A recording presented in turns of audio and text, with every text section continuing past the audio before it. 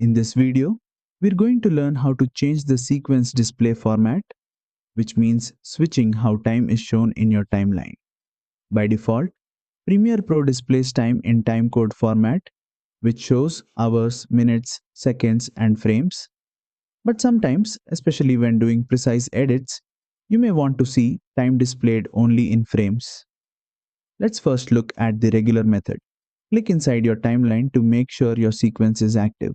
Now, go to the top menu and click Sequence, then choose Sequence Settings.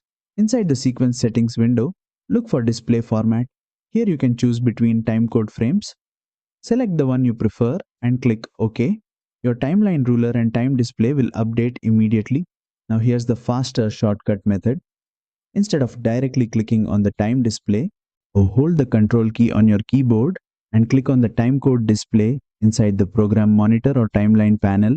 Each time you hold Control and click, Premiere will switch between timecode and frames. There's also another way. You can right-click directly on the time display and from the menu, choose between timecode or frames. This makes switching formats quick and flexible while editing. Remember, changing the display format does not affect playback or export. It only changes how time is shown while you're editing, and that's it. You now know both the manual and shortcut methods to change the sequence display format in Adobe Premiere Pro.